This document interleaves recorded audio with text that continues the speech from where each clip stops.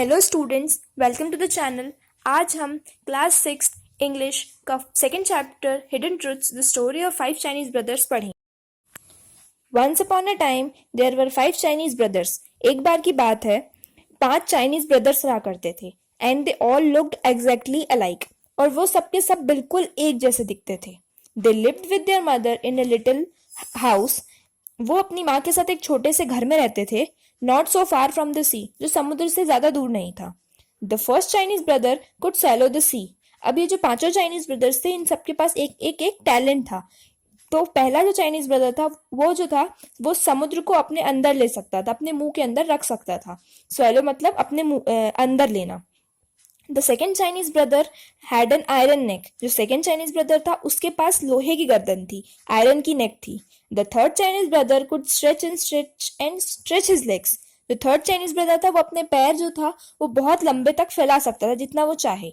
The fourth Chinese brother could not B burned. जो चौथा भाई था, वो कभी भी उसमें वो जल नहीं सकता था। उसको आग लगने पे वो आग के पास जाता तो भी वो जलता नहीं था। And the fifth Chinese brother could hold his breath indefinitely. और जो पांचवा चाइनीज ब्रदर था, वो अपनी सांस को इनडेफिनेटली मतलब जब तक चाहे तब तक रोक सकता था, उसको कोई प्रॉब्लम नहीं थी उसमें। Every morning, the first Chinese brother could go fishing, and whatever the weather, he would come back to the village with beautiful and rare fishes which he had caught and could sell at the market for a very good price. हर सुबह first Chinese brother जो था वो fishing के लिए जाया करता था। चाहे मौसम कुछ भी हो, उससे उसे फर्क नहीं पड़ता था। वो हर मौसम में मछलियां पकड़ने जाता था और वहां से बहुत ही सुंदर सुंदर और रेयर मछलियां, जो जल्दी नहीं पाई जाती, ऐसी मछलियां पकड़ कर लाता था और उनको अच्छे दाम पर बेच के पैसे कमाता था।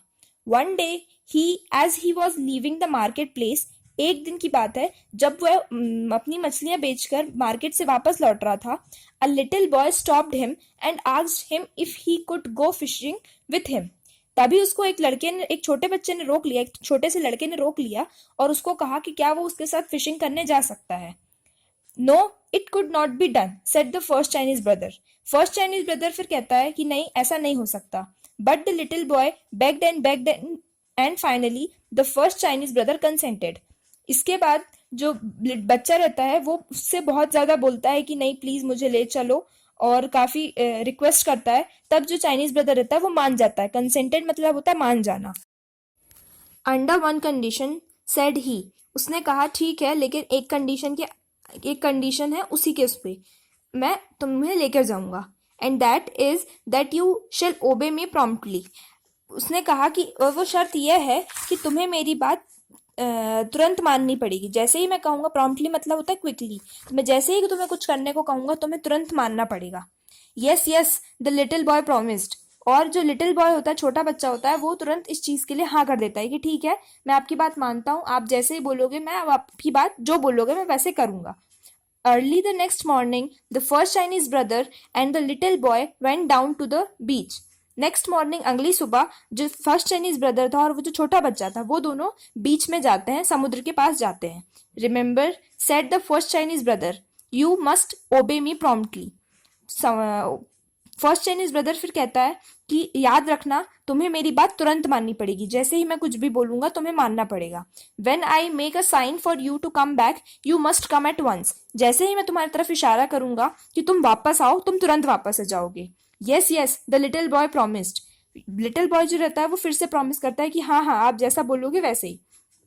Then the first Chinese brother swallowed the sea and all the fish were very high and dry at the bottom of the sea.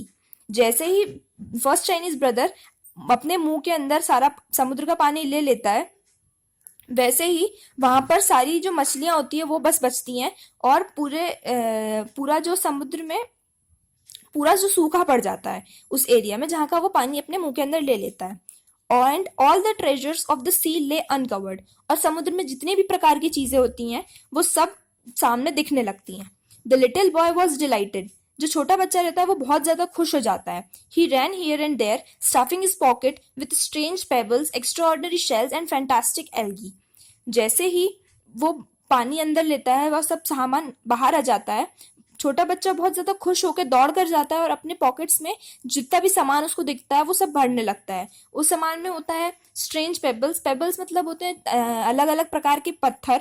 Extraordinary shells, जो शेल्स होती हैं जो कुछ स्पेशल टाइप की जो देखने नहीं मिलती वैसी शेल्स रहती हैं। और फैंटास्टिक एल्गी। एल्गाई मतलब एक तरह का प्लांट होता है। Near the shore, the first Chinese brother gathered some fish while he kept holding the sea in his mouth. तो समुद्र के किनारे पर ही जो चाइनीज ब्रदर रहता है वो अपनी मछलियां पकड़ता है, उनको अपने पास रखता है और जब तक वो अपने मुंह में जो पूरा पानी था उसको रोक के रखता है। प्रेजेंटली ही ग्रीव टायर्ड, और धीरे धीरे जो रहता है वो मुंह में पानी रखे रखे थकने लगता है।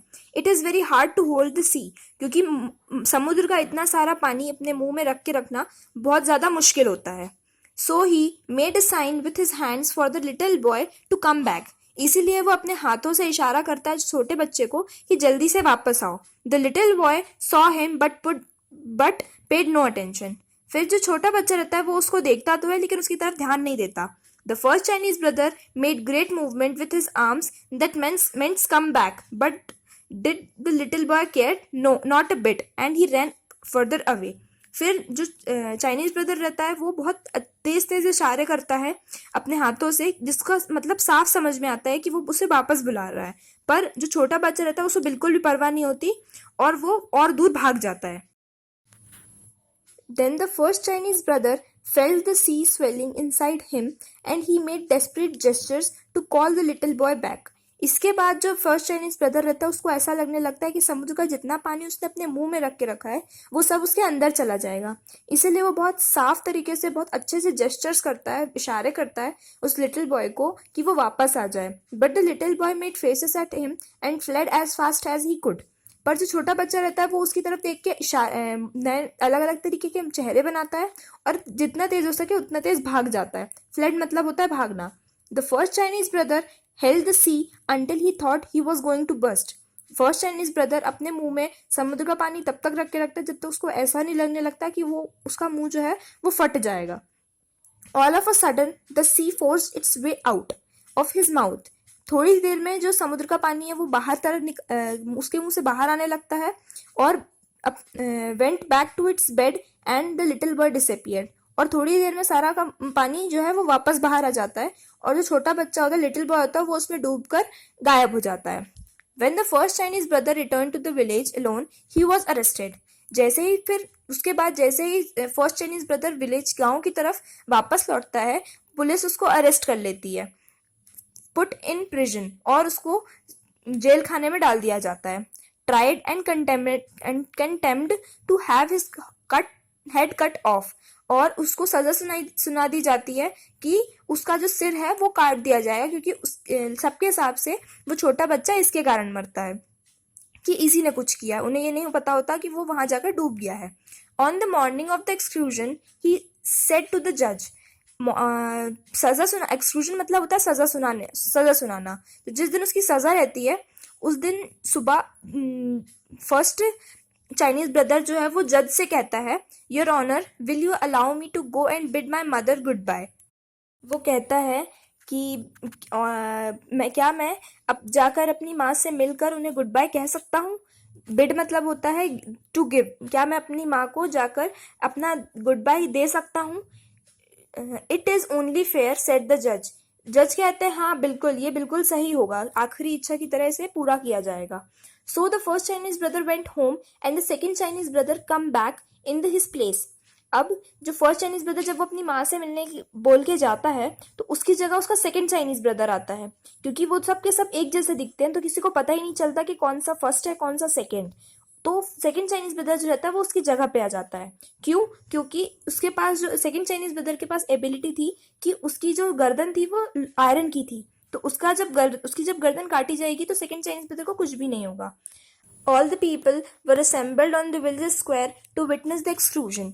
जब फिर एक्सक्लूजन का समय आता है, सजा का समय आता है, तो सारे लोग विलेज के स्क्वायर में विलेज के चौराहे में आकर उस सजा को देखने के लिए खड़े हो जाते हैं। The executioner took his sword and struck a mighty blow.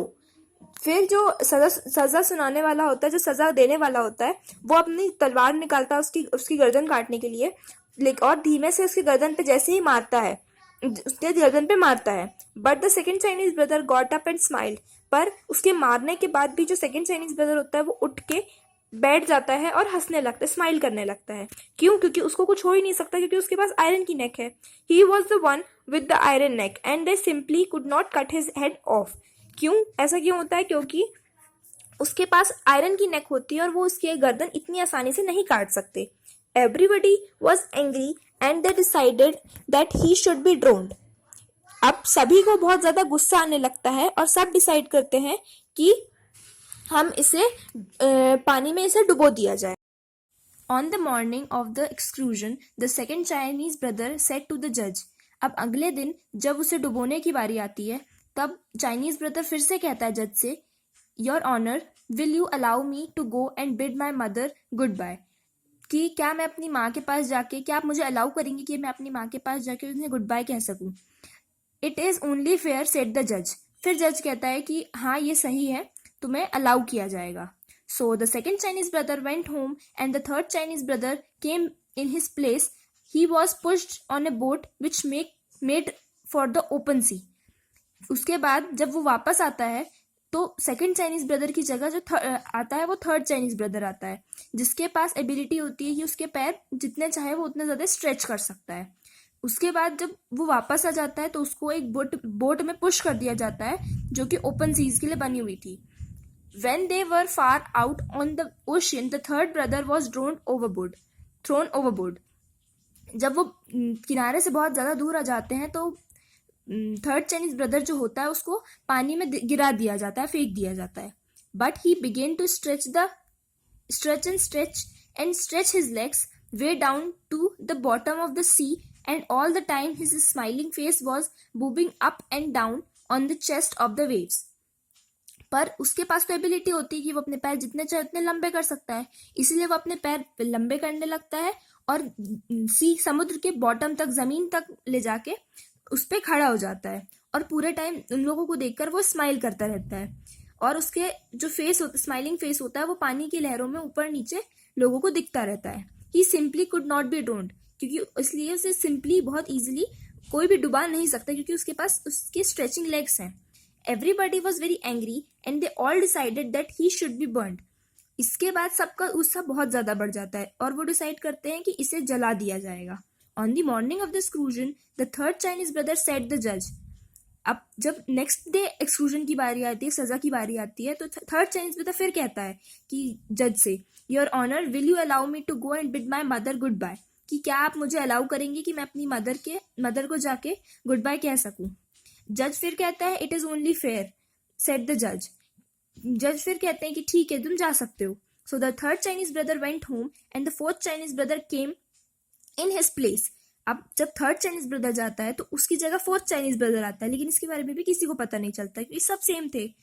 He was tied up to a stake, fire was set to it and all the people stood around watching it.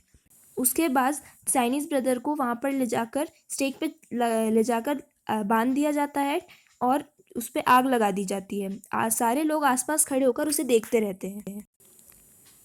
In the midst of all the flames they heard him say, this is quite pleasant.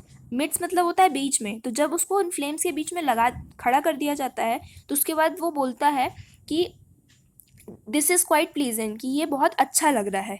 वहां पर जितने भी लोग खड़े रहते हैं जो उस आग लगाते रहते हैं, वो और तेज से चिल्लाते हैं, ब्रिंग सम मोर वुड्स, और लकड़ियां लेकर आओ।